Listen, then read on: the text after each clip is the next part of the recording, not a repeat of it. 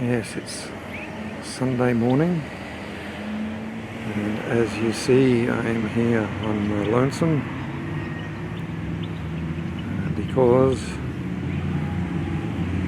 Sunday services are suspended. Good morning, everyone. For those who might be watching this later on through the link, just to bring you greetings and also to let you know that the elders and the committee of management will be meeting on Tuesday to consider how we proceed from this point and how we can include you in what's happening here at Peace. We recognise as a result of this virus and the procedures that have been advised to us through the church and through government that we can't meet together in large numbers, but we still want to stay connected to each other. So it's important that we do that, continue to pray for each other, continue to still contact one another through the other means of communication that we have, and we thank God for all that. Thanks, Steve. Well, when the suffering comes, it is a suffering to us that we can't meet, that our schedules are disrupted. It is a suffering to us with empathy as we think of others. I have had viral pneumonia twice, and for 3 months I know what it's like. The pneumonia, and you feel your lungs and it all crackles, and you can only use about 20% of your lungs. That's what I heard an official figure say, and it would be about that, as it was hard to breathe, had to lie down a lot. And I thought it was interesting also when I had it, because it really knocked my immune system, so I just wasn't getting better. And one of the doctors injected me with vitamin C. I never knew that was possible. I was kind of feeling this was going to kill me, what is he injecting this? And I saw on the news how in China they're injecting people with vitamin C. It's probably not the key thing, but it was just interesting 30 years later, these methods are still being used. Well, Job suffered more than I did in my bouts of pneumonia, and let's look to Job to understand when the suffering arrives. There is a suffering of isolation, there is a suffering of physical suffering and receiving those sort of things. There is a suffering of economically when people see their businesses under threat and so forth. Well, let's read. I want to read from Job 1, just 21 and 22 to see Job's first answer, and then go to Job 2, 7 to 10. Let's hear God's word. And Job said, "Naked I came from my mother's womb, and naked I shall return. The Lord gave, and the Lord has taken away. Blessed be the name of the Lord." In all this, Job did not sin or charge God with wrong. And we go to Job 2, verse 7. So Satan went out from the presence of the Lord and struck Job with loathsome sores from the sole of his foot to the crown of his head. And he took a piece of broken pottery with which to scrape himself while he sat in the ashes. And then his wife said to him, "Do you still hold fast your integrity? Curse God and die." But he said to her, "You speak as one of the foolish women would speak. Shall we receive good from God? And shall we not receive evil?" In all this, Job did not sin with his lips. It's a temporary shutdown now. Our church is shut down for public corporate assembling together on this great day of Christ's resurrection, the first day of the week. We surely have a sense of loss and confusion, fear and defeat, and frustration and anger. These type of things are in our minds for this trial upon us. Let us first ask ourselves why. Why do these things happen? And then secondly, let us ask ourselves, well, what do we do in response? Well, why is answered in the book of Job. It's a wise book that people have often gone to and taken a lot of consolation during their periods of suffering. And here we see behind the suffering is an unseen force of evil, a personal accuser, a lying and murdering enemy called Satan. Satan is introduced in this book more than any other part of the Old Testament. But we know he was right there in the beginning, Genesis 3, when he tempted Adam and Eve to sin. And now he comes back to the fore in the book of Job. But Satan is not the only player here. We have God, we have people at play. And so this is the point that I want us to look at. Why? Why COVID-19? What is the role Satan plays in COVID-19? What is the role God plays? What is the role that we play in the fact that this is happening across our global community? Of course, COVID-19 is a small thing compared to what Job faced. Job faced the loss of all his children. He faced the total loss of his business.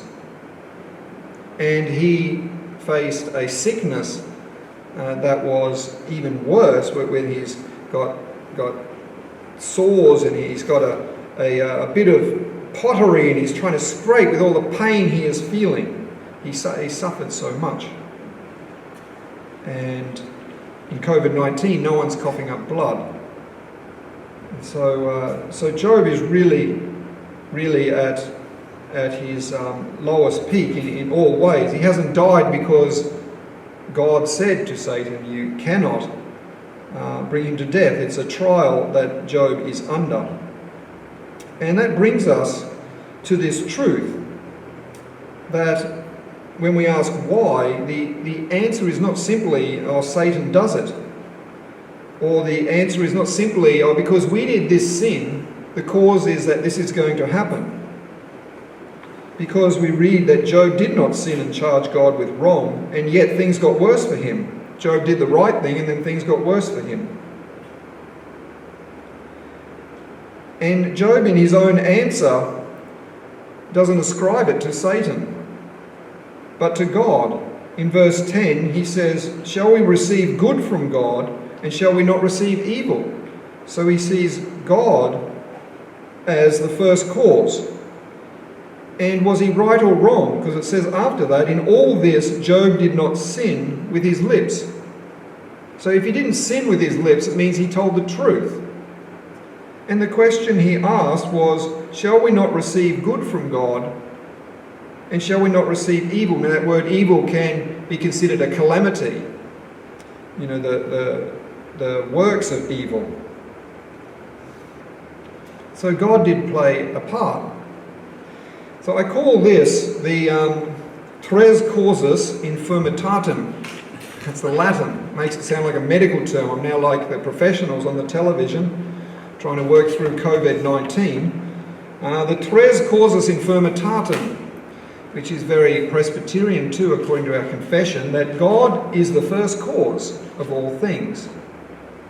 The second cause is spiritual forces. And within second causes too, but I put it as a third cause, is sinful humans. We're imperfect. I'm saying we're sinning all the time and not doing anything good, but the sinful nature of humanity is a reality of us.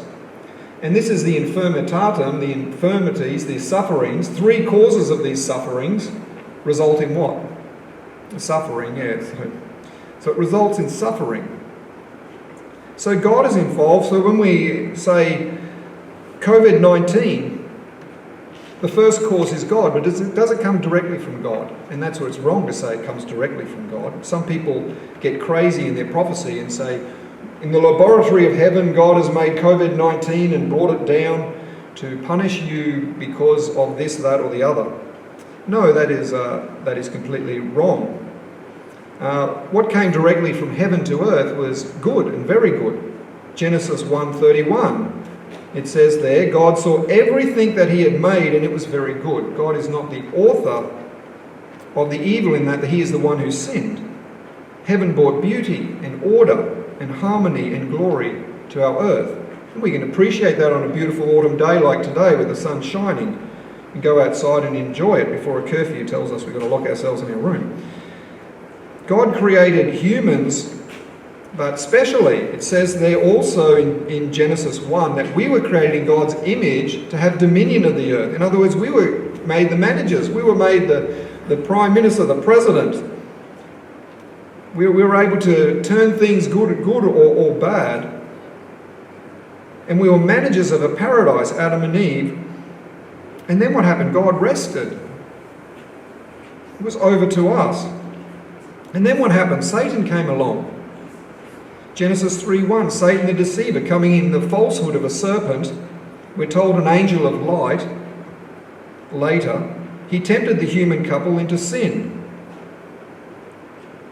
The humans then agreed and messed up everything. So came pestilence, plagues, pandemics. God's the first cause. He ordained and decreed so things would happen. But it didn't come directly from God. It came because there was war in the heavens and there was spiritual evil. And it came because we sinned. They are the three causes. Do these viruses and bacteria then arise spontaneously from Mother Nature because the earth has been cursed? Has Mother Nature become a force now that is at war with us? No. Mother Nature is no thinking organism. There's no such thing as a Mother Nature, a force out there that is guiding all the spirit of the animal world. The creation cannot organise itself. Romans 8:20 tells us the creation was subjected to futility. So the creation can't make things right. The creation can't evolve itself and order itself to say, well, we'll get ourselves right again. The creation is completely useless in looking after itself. And the mutations of the viruses are just, these viruses are brainless, of course. They're simple mutations, they're sort of like half-lives that need to latch onto us. They've got no intelligence, they don't know where they're going, they don't know what they're doing, they wouldn't know that their host body is suffering. They are completely brainless. So there's no involvement of COVID-19 being some kind of Mother Nature enemy. No, what are the thinking forces at work? They're these, the tres causas infirmitatem. God, who's thinking through his plan. Spiritual forces, thinking through their plan. Sinful humans, thinking through their plan. So people say, sinful humans, our tampering with nature might have caused this, and that can play a part in it. But let's remember, even before we had the modern science we have, even before we had the ability of Wuhan's Institute of Virology, which people say might have just messed this one up and caused the second strain of SARS. Even before that, there were plagues, much worse, bubonic plagues, bacteria, viruses that existed. So we can't just say, oh, this is mad science. There may be some mad science going on. We invented a hydrogen bomb. You know what a hydrogen bomb does? It blows up to kill all the people and leave the buildings there, as if the buildings are going to really benefit. So we are mad in our sin, but we can't say that our sin has caused these viruses to develop and just leave it that easy. There is a God-ordained plan. There is spiritual forces that are manipulating things, and there is humanity. Look at 2. It says, and Satan went out from the presence of the Lord and struck Job with loathsome sores. It didn't say Job was in his laboratory and suddenly it all went wrong and he got a sore. It said Satan struck him. Satan found a weapon to hit him.